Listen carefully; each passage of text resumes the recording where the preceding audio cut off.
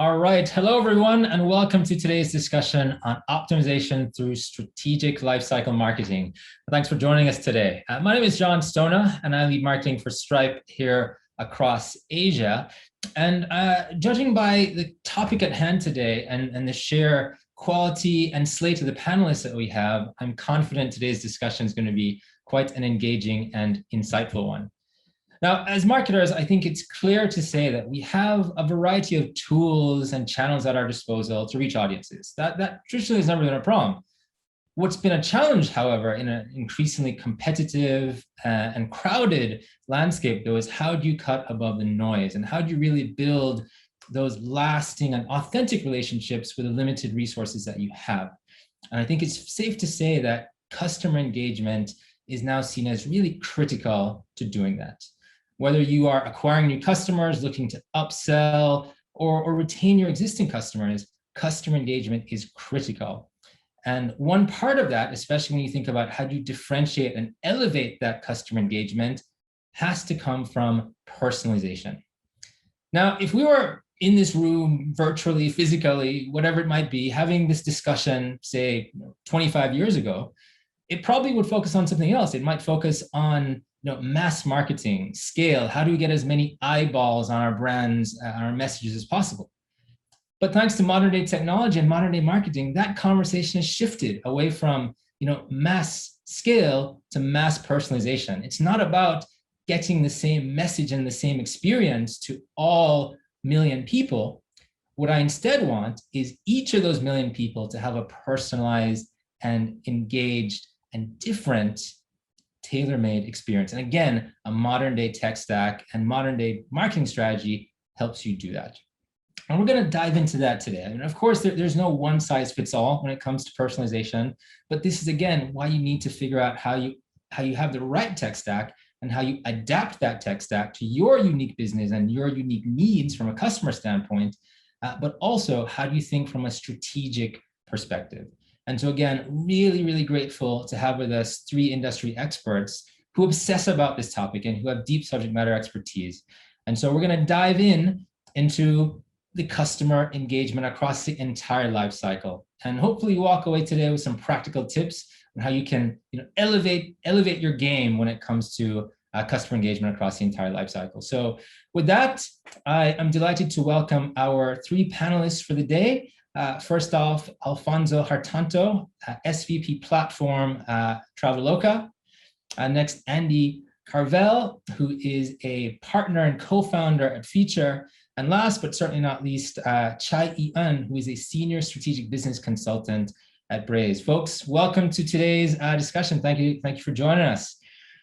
So before we kind of dive into the meat of today's conversation, I think it's just useful if we just do a quick around the room, brief introduction. Just let us know who you are and what you do at your respective companies. So why don't we start with you, Alfonso? Quick intro about yourself and what you do at Traveloka. All right. Thank you so much, John, for the introductions. And thank you, everybody, for having me here. Very delightful to be able to speak to you all in this afternoon. Right. So my name is Alfonso. I'm an SVP for Platform in Traveloka. For you who are not familiar with, Traveloka is Southeast Asia lifestyle super app, and with the mission to provide fulfilling lifestyle experiences for all of our customers with the technology. Right, we were founded in 2012, headquartered in Indonesia, and from there on we have grown to serve like 7 countries in APAC region. We offer services across from core travel, local services, as well as financial services, right? And for myself, my mission has been always to how do we grow our active users, how we convert them to a customer better. Thank you. Excellent, welcome. Thanks again for joining us. Andy, over to you. Yeah, thanks, John, and hi everyone. Really great to be part of this panel today. My name's Andy Carvel, and I'm co-founder at a mobile growth consultancy called Feature. I set up Feature back in 2016. Prior to that, I was leading the retention team at SoundCloud. And basically what we do at Feature, we work with brands and mobile app companies from all over the world, including Headspace, Adobe, Visco, Blinkist, Azar, and many others. We help them to solve their kind of key growth challenges, both in areas of acquisition, both organic and paid, as well as user engagement, retention, and increasingly subscription optimization and lifetime value optimization as well. Excellent. Glad to have you here today, Andy. And again, last but not least, Chai. Hey, nice to meet all of you. Hi, I'm Chai. I'm from Braze. Braze is a customer engagement technology platform. We are solely focused on powering relevant, personalized customer experiences, and we want to do that in real time. And we use channels like in-product channels like in-app messaging, or out-of-product messaging channels like SMS and emails. And about myself, I'm part of industry solutions in APAC. What industry solutions does in Braze, we use data, both our own and research data, to develop solutions that can help businesses grow, be it by overcoming challenges or by creating some solutions that are actually tailored for business growth, basically. Thanks for having me. Excellent. Welcome. All right. So why don't we dive right into the topic at hand today? I mean, it's, again, kind of clear to see that consumers are engaging with brands, digital platforms or digital properties quite often these days, and particularly over the past 18 months. And it's not uncommon for a brand to have, the same consumer coming to their platform multiple times each day. So lots of potential, but at the same time, as business leaders, we oftentimes take a step back and ask ourselves, what is it that customers actually want? What do they care about? What do they expect? And as we spoke about before, personalization in that customer engagement lifecycle is so key. So I want to start with you, Alfonso. I mean, when I say personalization in that customer lifecycle is key, what does that mean to you? What does that entail? Sure, John. Right, great question. Now, in Traveloka, right, we position ourselves as a lifestyle super app, right, and which means we offer like various offerings ranging from the very basic core travel like flight and hotel booking to ever-growing local services that are relevant to the customers, such as salon, spa, kids playground, food delivery, healthcare, and also financial services such as insurance and bill payment, right? Why we are doing this is because like we stick true to our missions to really enable our customers to have to make their life easier, to have more fulfilling lifestyles, right? And we see growing and aspirational middle class in our target market, which is Southeast Asia. And to do so, offering these various services seems appropriate, right? And the underlying to enable personalization to our customers with all of those various services is definitely technology, right? Now, we believe with personalization, we can get better engagement, either in the form of like a better click-through rate or better customer or user retention. Now, what we see in the past from our experience, there are three key ingredients when we want to do personalization. As simple as, first, when we communicate to our customers or users, we need to recognize who they are, right? We need to let them know that I know you. And the second one is like, we need to show them what is familiar to them. And the third one is to really showing something relevant to their current context, right? Now, let me give a couple of examples for that. What we done in the past is that when we switch to, when we enable our push notifications and we put a very simple greeting like, hi, John, then we observe that the CTR actually increased by 30% in the past. And coupled with showing something familiar to them. For example, we want to re-engage them so that they want to make a hotel booking with us. We show them what the hotel that they have seen or they have searched in the past, right? And such a simple tweak actually can yield up to 100% CTR compared if we just blast a mass market hotel promotion. And lastly, what we have also done in the past before the pandemic situation is that we often send our users girlfriends notifications, which means when they go to a certain locations, right, such as shopping malls or airport and whatnot, we can showcase them what is the most relevant offer for them at the right moment, right? And all of that, I think, we see has been able to drive a better engagement as well as a better relationship with our customers. It makes a lot of sense, and I particularly like, a couple of aspects of what you said. That simplicity. I think one of the beautiful things about modern technology is that oftentimes these what might seem as micro or small optimizations actually can yield significant return in terms of conversion rates and ergo bottom line. And I also like that first principles approach to the knowing who they are, the familiarity, the relevance. What do they really care about? I think, Chai, I'm going to ask you the same question I asked Alfonso. I mean, I know Braze works with so many forward-thinking businesses and clients, and I'm sure you have a lot of expertise on this. So thoughts on the same questions I asked Alfonso. What does personalization in this context mean to you? I think at Braze, we also try to look at things from a simplistic point of view.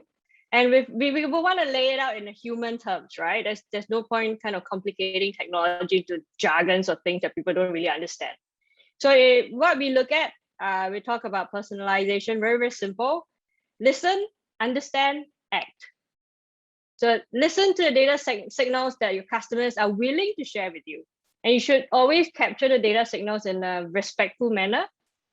Then it's about understanding, right? What they're trying to tell you, what kind of behaviors are they exhibiting? Are you able to classify and then obviously to orchestrate what is relevant, like what Alfonso has said. And then in terms of act, it's really just about pushing it out in the right channels that are relevant at that point in time. So I don't think we're saying anything different. It's just different lens to it. And there's one thing that kind of a lot of technology partners, we ourselves, we like to say it, right? That we should do it in real time. I just want to kind of tear it down simply what real time really means, right? I think it is being in the reality of time. You have the flexibility to activate whenever you want, because you need that flexibility, and it doesn't mean that you always have to like, oh, this second this happened, I need to push something out the next second. I don't think that's really what real time means. I think real time just being in the reality of time, and then the reverse is that if you don't have that, you're kind of outdated, right? Or you're just out sync, which is quite a bad mistake to make. And the other thing that we talk about a lot in personalization, it's about scale. And I think that's where technology really comes in. Because if you want a business to thrive, you need to grow. And when you grow, it means that you've got scale. Your windows of opportunity grow, but the risk that you take on as a business also grow. You need to get it right. And that's where I think technology really, really comes in, because it gives you the trust that, you can do what it's meant to do. If not, anyway, without technology, it's just not humanly possible. So as much as we try and look at it from human lens, I think there's still a role for technology here. Yeah, I agree. I mean, particularly on that point around trust as well. And it's similar to what Alfonso mentioned. I mean, it's that simplicity, the listen, the understanding, the act. It's not just, a brand speaking and dictating. It's really trying to empathize and really understand the customer point of view as well, and be quite customer centric. So definitely resonates what you said. Andy, moving over to you. I mean, Feature similarly works with a number of just forward-thinking leading businesses. Do you think business leaders are doing enough in terms of personalization these days when it comes to customer experience? Great question, John. Actually, I think that there's a lot of room still, a lot of upside to do more. So I think that we see a lot of willingness. I think a lot of brands that we see, they bring us in, they bring in Feature as experts to help them to do more of this stuff. So I think there's a lot of willingness there to do it, but often brands are, they don't have the processes or necessarily always the technology in place to actually, take full advantage of these opportunities. And this is really where Feature can come in and help. Just like to some of the points that I just heard there, I can give some specific examples. So it was great to hear John talk about, sort of using something familiar to personalize the experience at Traveloka. Definitely we did something similar with SoundCloud. SoundCloud, I used to work there as a retention lead, but they're now a client of Feature. They kind of brought us back to help them some more. One of the things that we found very effective actually with reactivation of users who'd lapsed at SoundCloud was to leverage this, what I would call an implicit signal. So it's not something that we've asked the user, but rather looking at their past behavior. And we would personalize the reactivation push notification instead of just using a generic, hey, we miss you, come back, which you see a lot, and it generally doesn't work very well. Reactivation's hard anyway. But it works a lot better if you can leverage something that you know about the user and their past behavior. So I thought Alfonso's example was excellent. Using a past search. In the case of SoundCloud, we've used the past tracks that they've either liked, which is a very high intent action, that they've saved it essentially to their library, or if they haven't liked a track, we would go to like the next level of intent down and look at like the last track that they played, and then we would use the information about the artist or the track name to say, hey, come back and listen to more Britney Spears music if the last track they played was from Britney Spears, for example.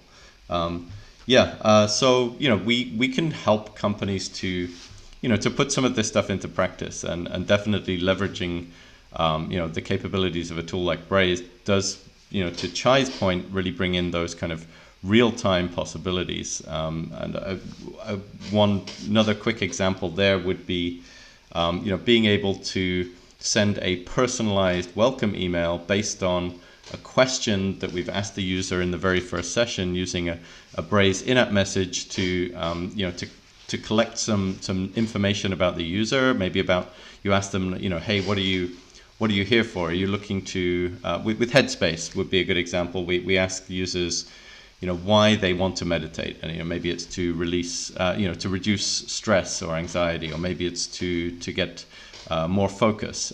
We ask them that in the first session as an in-app message, and then we're able to tailor all of the subsequent communication through the onboarding process to reference that. So when we send them a reminder to meditate at the time they've chosen, which is also personalization, by the way, personalization of timing. But then we're also able to say, instead of just, hey, it's time to meditate in 5 minutes, find a quiet spot, we can say, hey, you want to meditate in order to reduce your anxiety. So it's 5 minutes coming up, find a quiet spot. And, just being able to remind users what value they're hoping to get from the app or from the experience. Again, we saw, significantly increased activation rates with Headspace for that. Excellent. I love just the practical nature of your comments, Andy. And again, it goes back to show even subtle tweaks which actually are fairly intuitive, just can have these long-standing effect on conversion rates and engagement levels. So I guess staying on that thread of practicality and giving real-world examples. I mean, Alfonso, it's clear that over the past 18 months, your industry has been particularly affected by COVID. Travel has been essentially turned on its head. Gone are the days where it's all about global travel. It's now a lot more local and hyper-local travel. So how has that shift in many ways kind of, I guess, affected your personalization strategy or decision-making process at Traveloka? Exactly, John. It has been a very interesting and challenging times for us. We pull it through. I think it's all, I would say, it's like an end-to-end kind of like effort, right?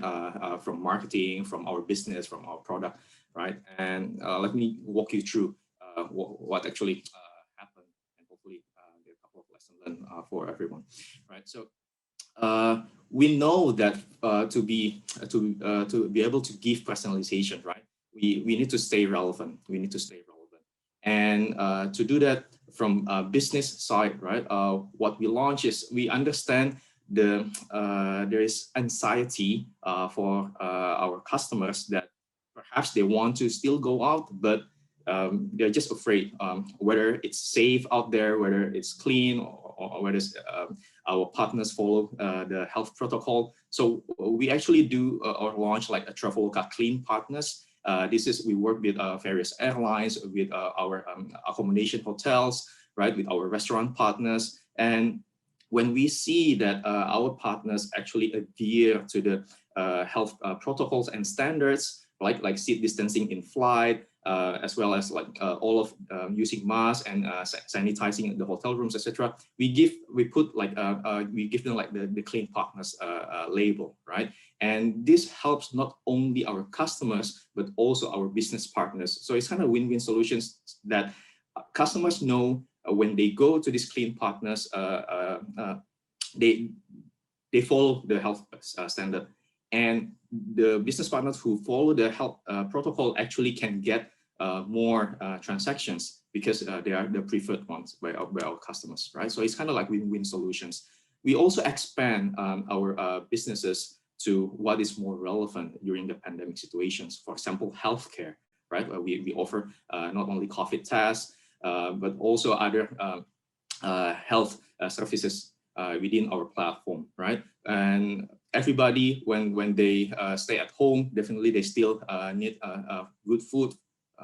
And we launched the food delivery business recently, right? So from the business side, we try to stay relevant, see what the customer needs, and we go tackle it, right? From the product, we observe the change in the customer behavior because people stay at home more, they consume more content through the online platform, right? So together with our marketing team, we launched a feature called Travel Live, which is a live streaming capability in our platform. We see the trend picking up in China and other countries in Southeast Asia and in other industry like e-commerce also picking up as well, right? So we found that this has been quite bringing a new creative way for our marketers to engage with our customers. Not only we can kind of like give out the promotions, but we can actually show what the customers will get, right? What the customer will get in real time with the live streaming.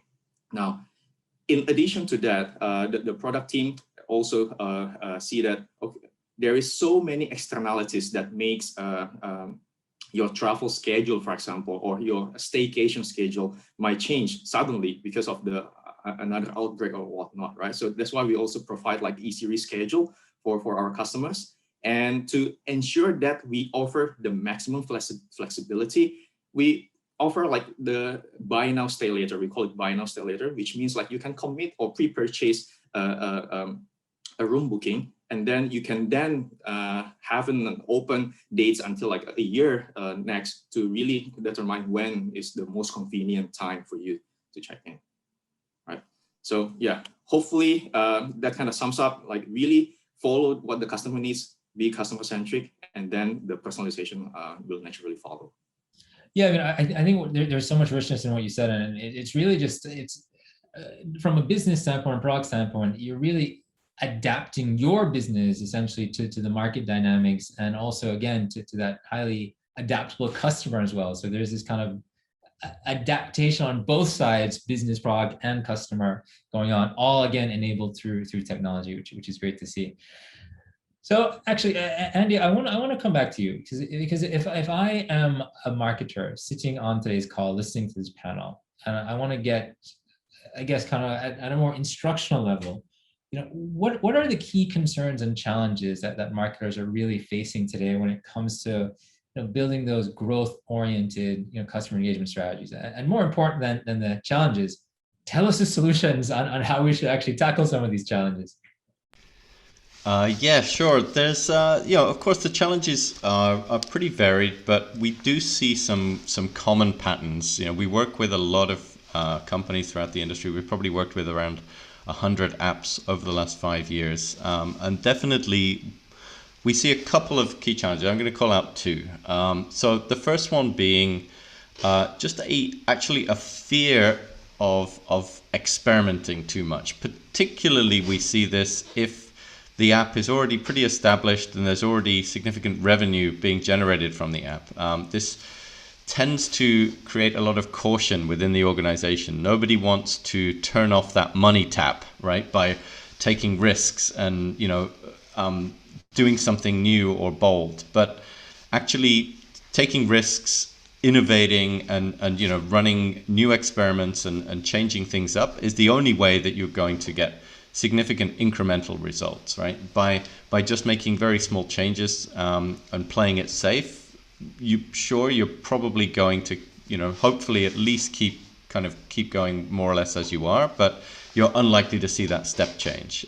So when feature comes in, like one of the first things that we do is really to sort of help set up a rigorous measurement framework around the growth efforts that are going on. And platforms like Braze can definitely help with that, because we can set up control groups. We can properly measure everything that's going on. First of all, just get a proper understanding, like in a baseline, of what impact these initiatives are driving. But then secondly, it allows us to work with the team, at the customer to help them to empower them to take calculated risks, so we can carve out a test group that they can then work with, and we can run bold experiments with that test group, and we're looking not just for, are we able to move metrics in a positive direction, but also looking at negative effects, like, are users opting out of push? A common concern is that if we send another push notification, then maybe users will opt out, or they'll maybe even uninstall the app. This concern is often overblown in our experience. Usually there's a lot of untapped upside, particularly if you have relevant messaging, which relevance is often increased through personalization. By testing these kind of new approaches to doing a more personalized approach, you can often increase the volume of communication you have with the user, and the user actually appreciates it. But we only see that if we're actually able to run the tests. So that's my first one, is really around kind of empowering the customer in this case being the mobile app publisher, or the brand, to empowering that marketing team to take risks and to run experiments, because it's only by running experiments and being willing to make mistakes and have failures that you're going to get to the wins. And then the second one is a slightly more practical and technical issue, which is that often marketers feel blocked in terms of what they would like to do. They see they have a great idea, but it requires engineering resource. And as most of us know, it can be very long wait for marketers to get engineering resource onto their initiatives. The engineering team has usually got a backlog that's 3 to 6 months out, maybe longer. They've also got technical debt to work on, and a lot of engineers within an organization, for whatever reason, are not that excited to work on growth and marketing initiatives. They want to be building new features, right? Which is fine. I was a developer myself, and I love building things, but I also see the value and the need to work on analytics and growth stuff, which is not every developer's cup of tea. So for many reasons, marketers can struggle to get that resource in a timely manner to work on these kind of projects. And I would have to say that what we found at Feature is there's a great workaround here. More than a workaround, it's just a great solution, which is to use HTML5 in-app messages. You can actually build essentially completely new UI flows and elements, including being able to collect data from the user, so being able to ask the user questions, which is something that I'll keep coming back to because it's so valuable, and then be able to run real-time segmentation. You can do all of this in a customer engagement platform like Braze. Braze supports this really well, and this is what we help our customers to do if they're not able to build something which maybe eventually is going to end up in the product, but they can prototype it and actually get the impact from it and really prove the value of it, and maybe even just keep it running as an in-app message. It's possible to do a hell of a lot with in-app messages, and they're a really powerful channel. And it kind of bridges that gap between what was traditionally done in product and what was traditionally done in marketing, really brings those two disciplines much closer together. Excellent. I mean, and to your point, Annie, I think a lot of people do have this fear, particularly around push notifications, in-app messaging, and there's probably myths around that, which you're rightfully debunking. And I'm a big +1 to you on the point around risk taking as well, because the reality is, if you're not taking risk and experimenting, your competitors are, right? And there's no time to waste, particularly in today's competitive environment, to be sitting on the sideline. So again, definitely a lot resonated there. Chai, I have a question for you, but I'm going to just jump back to Alfonso real quick because I want to kind of build off of some of the practical advice that Andy gave as well. So when we think about Traveloka, talk to us about, I guess, walk us through the journey or steps involved in actually building one of these customer engagement, kind of personalization oriented campaigns. And for marketers, are there any watch outs or any things that they should really take note of? Yeah. So last year, when we were struggling to really creating how are we able to create a demand in such a pandemic situation, right? And then that's when we start our marketers starts noticing the trend of live streaming, and then also the trend of staycation, right? So people still kind of get a breather out of home, but in the more kind of like isolated or a safe place, right? So staycation is the need, but creating that demand has been challenging. So we start really making it more kind of like entertaining, right? Through the live streaming, and we gather views, etc. Now, not everybody is kind of like really converting during that 30 minutes of 1 hour, definitely, right? So what we see is hey, they are browsing, yeah, they are bookmarking something that they like, right? And then after that, okay, we get certain conversion happening. So we then follow up, right? And then naturally, what we did was okay, just blast everybody who have seen this, etc. But we just give them we have an assumption perhaps if we give you more discount, that could be the sweetener, just close the deal, right? And then you get, but not really, right? Not really. And then that's when we try to we turn to Braze. And then using a canvas, then an event trigger, we start building our audience, right? So what we did was when they have watched live streaming and then they have kind of browsed or saved or bookmarked some, then we start sending them a push notification, perhaps 24 hours later. We just don't want to be so pushy, right? And we don't need to give them just additional discount, actually. We just need to, hey, you still remember that you saved this pretty much hotel that you watched in the live streaming, right? Now it's still available, and maybe you need a quick weekend getaway, etc. And that is the example that I tell you, we actually can increase the CTR 100% compared if we just do the mass push notification, right? Excellent. Again, some real kind of practical advice for an insight for folks to walk away with. All right, so let's switch gears a little bit. So we clearly have talked about the importance of personalization, engagement, how useful it is, how it also has bottom line impact. We've touched on some of the challenges and ways to kind of tackle some of those challenges. Of course, let's talk about tech stack, which I think for many marketers can sometimes be a little bit daunting, because the reality is there's a lot of complexity and different choices, different things to focus on.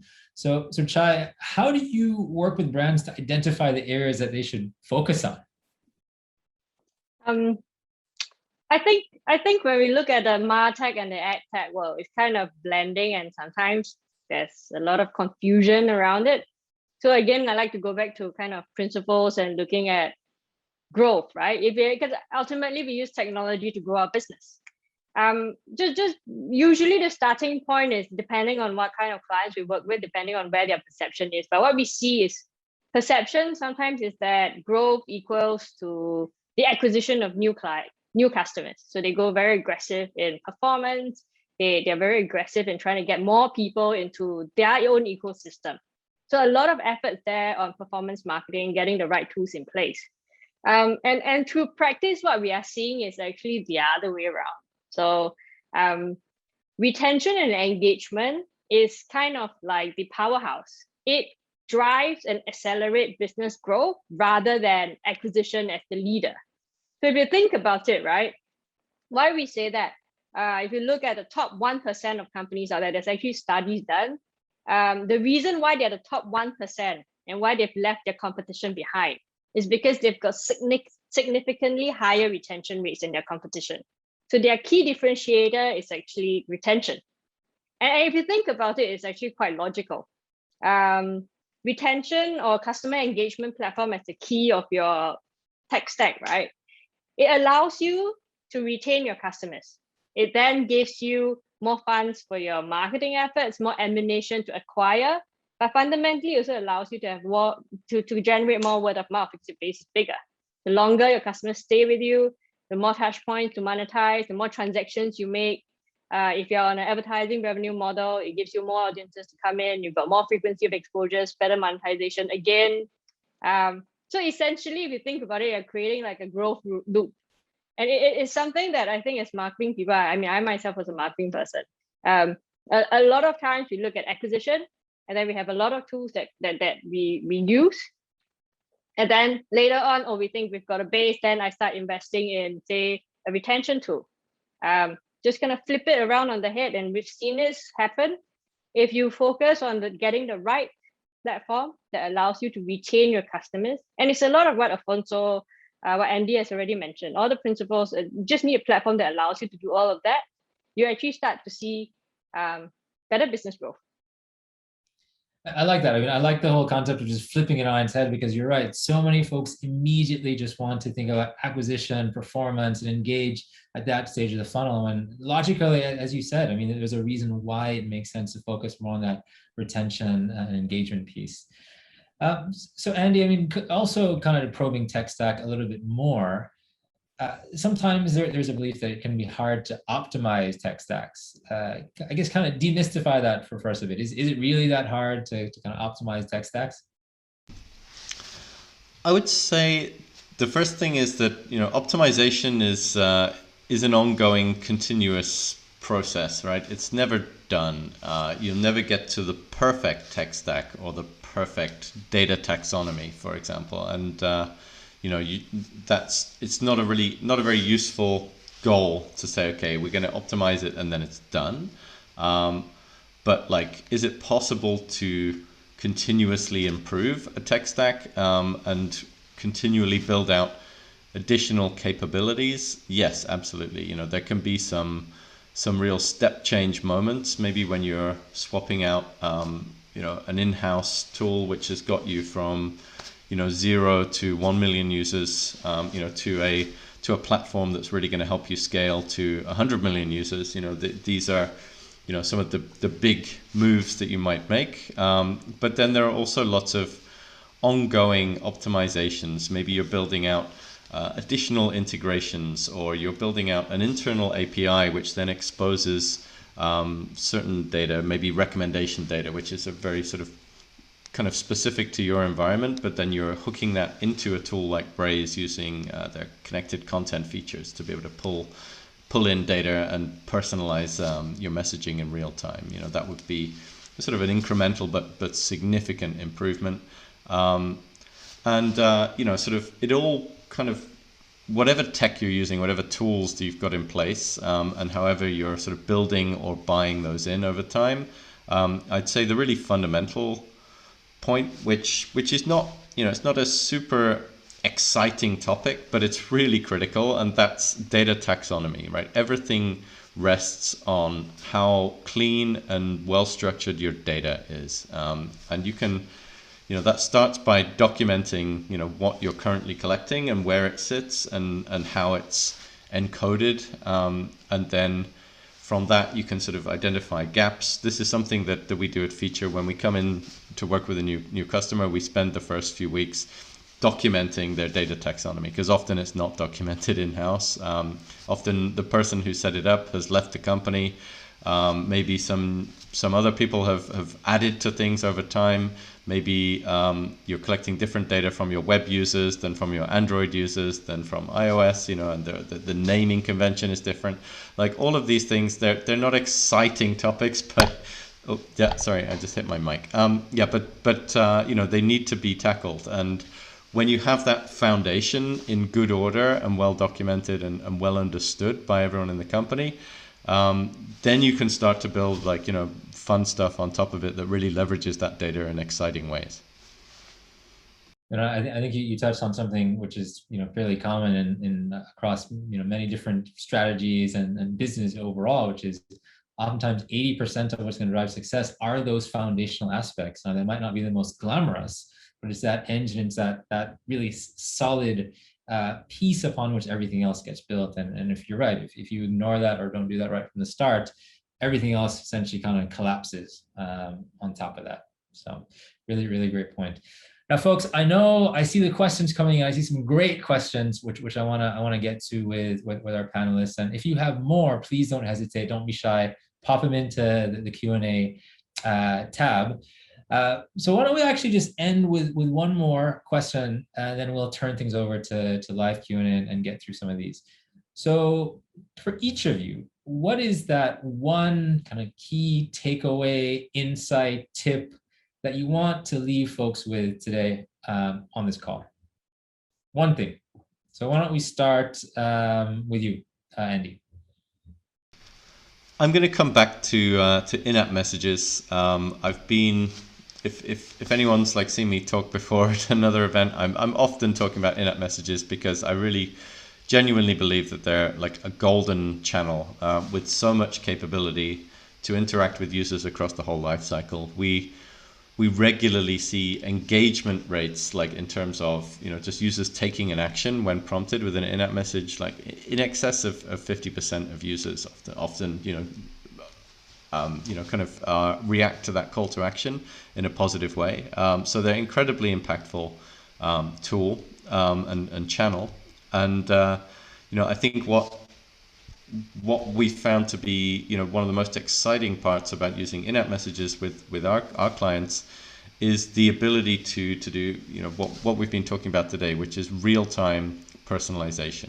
The fact that you can target either the whole user base or just the new users, users on a particular session, or, even like, very micro targeting of users who are in a very specific use case within the app. Maybe they're using a certain feature, for the 5th time or something like that, and you can target exactly the right group of users that you want to elicit some information from, and ask them a question.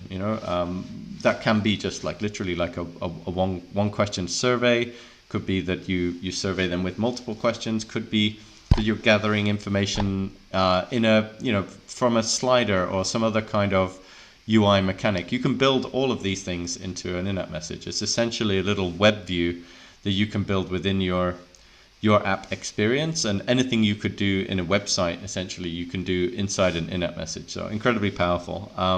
And then you can use that data to augment your understanding of the user, to enrich the user profile data, and immediately start to segment and personalize in new ways, which is just insanely powerful. And we see that working across the board, which drives better engagement, but also better monetization of users. Excellent. So takeaway, don't underestimate the true power of in-app messaging is what I'm hearing loud and clear. Alfonso, your key tip or insight folks take away? Yeah, I think it will be kind of like summary of what Andy mentioned before. Like, don't be afraid of like do experimentation, test things out, and also combination of what Chai has mentioned about like just it's simple, right? Like listen, understand, and act, right? So to put it simply, if we summarize what happened in Traveloka in the past 18 months, right? It's really for you to be able to personalize services to your customers, it starts with identifying trends, right? Or identifying new needs, right? And once you identify those trends, right, you cannot definitely use everything. So really pick or have a hypothesis, what are the key trends that your brand story can actually ride upon, right? And that's how you create a relevant stories, not for your brand, but communicate that to your customers, right? And after that, test it out, right? Like all of those are just plans or hypotheses if you don't act and test it out, right? So just test it out, find the right partners. I think for Traveloka, we've been really grateful to have Braze supporting us as a not only providing solutions, but also expertise and thinking partners. So yeah, just listen, understand, and act.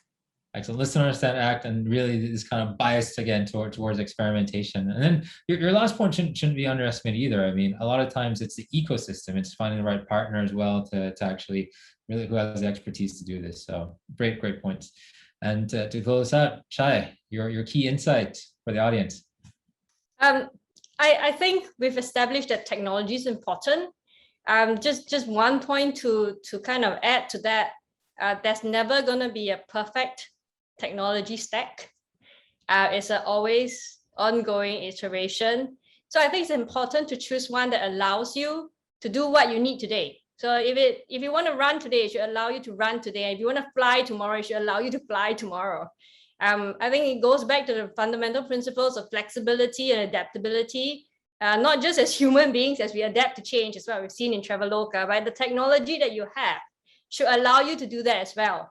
So for example, if a new channel comes up tomorrow, right? You shouldn't have to tear everything apart just to rebuild everything and then just so that you can be on that channel. You need to be able to kind of get onto whatever that might come, because we don't know what's going to come. Get onto whatever that might come, leverage it, add on to whatever that you have as quickly as you can, test, and then iterate and learn and optimize. So I guess that's just like one tip, right? Really pick something that allows you to have flexibility and adaptability.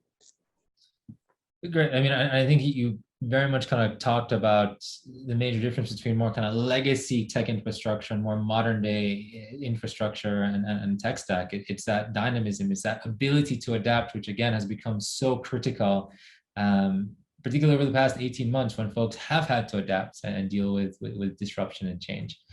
Great. Well, thank you so much, folks, for answering all the questions so thoughtfully and thoroughly, and for having such an engaging discussion so far. I know, again, from the Q&A tab, folks are eager to pick your brains on some additional topics. So actually, why don't we start with a question for you, Chai? How do we identify the right channels to execute the personalization engagement strategy? Or should it be across multiple channels to achieve consistency?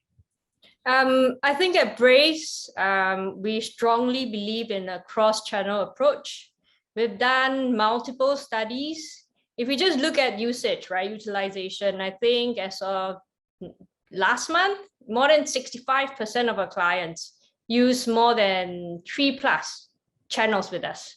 And it's been proven time and again that as you start embarking on a cross-channel mix or cross-channel activation, the impact on the business is actually quite significant. So we've just done a customer engagement report earlier this year, and if anyone is keen, please feel free to reach out. And it shows that for businesses who activated in more than one channel, their customers are 7.2 times more likely to make purchases, and they are going to make 9.8 times more purchases. So not only are they more likely to purchase, they're going to purchase more. And they are 3 times more retained for longer periods of time. So what you see is, and the results have been like, we've done multiple studies, like each time the numbers get bigger and bigger and we're just mind blown, right? But it shows that cross-channel actually helps deliver better business, be it frequency of purchases, the volumes of purchases, net, you just get more customers with you longer. Excellent. And I love those examples where it might not work, that might be a bit counterintuitive, right? It's like the experiments, the data keep kind of blowing your mind every time, right? So excellent. Andy, I know you spoke a lot about push notifications in messaging. There are a couple of questions here around particularly push notifications, which I think you'd have some great insight for. So I think the first is, how can we manage push notifications? Is there a suggested frequency to schedule them? And then there's also a question around, you touched on users opting out of push notifications. So how do we make sure that our communications are not getting spammy? So there's a question around the frequency, and then also a related question around making sure that the comms aren't spammy. Yeah, I'm really glad these questions came up, because this is a topic which I've given a lot of thought to. When I was still at SoundCloud, my team, the retention team, we built out a real-time notification service, kind of built on top of the SoundCloud kind of event architecture, and then leveraging Braze as a delivery layer and sort of experimentation layer for that. And it was from the experience in building out a system that was kicking out something like 500 million notifications per month and driving, I think, around a 5 percentage point increase in user retention, that I was able to kind of distill some of the successes, but also the learnings and the failures and the missteps from that into a pretty simple formula. Because there is no one size fits all answer, right? I can't say, the right frequency is 5 notifications per month.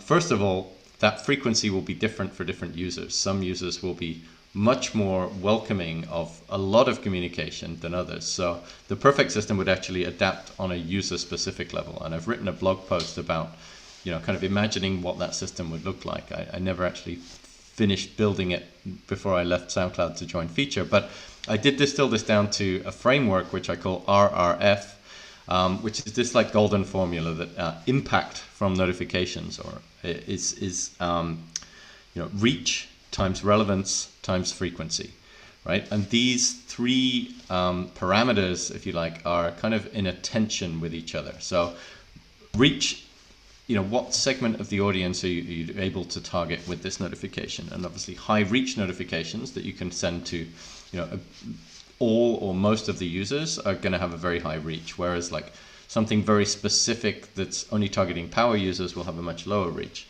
And that will be a limiting factor on your overall impact. Relevance, you can proxy that by click rate, can generally be improved through personalization, just as we've been discussing today. And then frequency, which is what the question was about, frequency can be increased based on that relevance. So it's got a very tight kind of correlation with the relevance. Like users, as long as it's highly relevant, users will tolerate a very high frequency of notifications. The lower the relevance, the lower the frequency should be. If it's okay with you, John, I would drop in a link to these blog posts about this in the chat in case people want to read more. Okay, cool. Yeah, these are on our Mobile Growth Stack blog, where there's also a lot of other blog posts about stuff like this. But yeah, these 2 links that I posted are very much specifically addressing this topic in more detail than I can answer today. Excellent, great, thank you, and thank you for including the blog post as well. Alfonso, I think a couple questions for you on Traveloka, and in the interest of time, I'll probably combine these questions. So I think the first is, particularly during the past 18 months with travel being disrupted, how have you managed to stay relevant to probably dormant users, and how have you managed to actually prevent folks from or discourage folks from uninstalling the app? And then there's a second question around how does or can live stream support personalization be effective, since it's a one-to-many broadcast channel? Great questions. Right. Let me take on the first one, right? Like, how do we engage the dormant user as well as prevent uninstallation of app? There are a couple of angles to that, right? So if we strictly speaking on the technology aspect, right? So our engineering team has been continuously trying to slim down our app size, right? And why is that important? I think with the current sophisticated operating systems such as Android or iOS, right? From time to time, they will ping the user or nudge the user like, these are all the apps that you haven't been used in the past, and then they will rank it like who is the fattest among all, and then you naturally uninstall, right? Because you feel, oh yeah, I haven't been using it for a long time, and then I need a lot of space for my cute cats or kids videos, right? Okay, let me uninstall for a while. So from technology, that is the one of the so-called key metric. We try to slim our app down over and over, right? Optimize it fully. And to prevent that kind of nudge, meaning you have to be at least used, right? By the user. So you won't be going to that list. And this is where we kind of like always find like what is the relevant trends, like some like live streaming that I was mentioned before. But we also do like a lot of like gamifications, right? And then really nudging them, giving them more reasons to open Traveloka. Like, hey, we understand that maybe you are not willing to go out, right? And that's why we have other things in store for you, right? We introduce relevant products and services like the coffee test and whatnot, food delivery. So that really keeps our brand circling, right, on the user's top of mind. But even if you don't want that, sure, it's like, hey, if you, I think one of the experiment or gamification that we do is really like, if you keep coming back, engaging with us, we will give you a surprise reward, which you then can use it for the next purchase when you really want it, right? And then what we do is also showcasing more and more rich content in our platform, right? Like the short videos, like the Instagram story-like format that is really popular among people nowadays, right? So that really keeps people coming back to see like more content, right, on our platform as well. Now, moving on to the second one, like how we can actually personalize, right, on the live stream, because it's one to many broadcast channel. And that's why the creation of the content itself is a kind of way for us to segment or to deliver a personalized content based on the customer segment who feel the need or the interest for that, right? So we can create, let's say, the content based on destinations. We can create a content based on a specific products, for example, a staycation, live streaming, or we can create a content about what are the best, so-called the safest, the cleanest salon, right, in your neighborhood, right? So really, those like content diversification actually help us to really segment and personalize the content based on the user needs.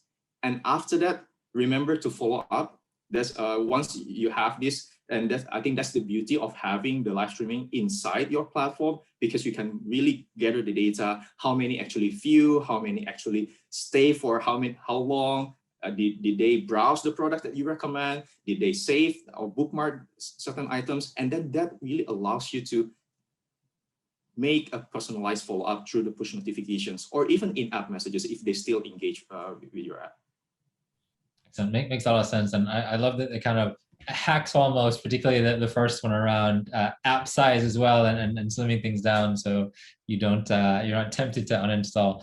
Folks, I know we are at time, but there is kind of one more question in the list, which I think it's certainly worthwhile getting to, because it's a great question. So I think maybe Chai or Andy, so brands are accumulating sales, CRM, leads, etc. data from various platforms, social media, sales, points, e-commerce, memberships, auto email, etc. How can we better sync and integrate to best optimize the life cycle? So I guess quick answer to give some insight to Raymond's question.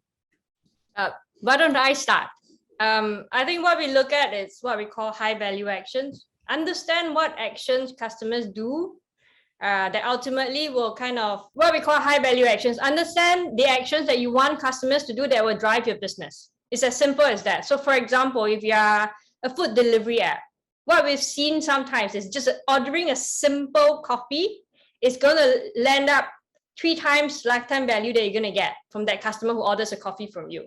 So I think it's really understanding what drives the business, what are the high value actions you want customers to take, assemble the data that's going to allow you to determine those actions, and then have the right platform to activate the actions, the messaging that's going to influence the actions. Short and sweet answer.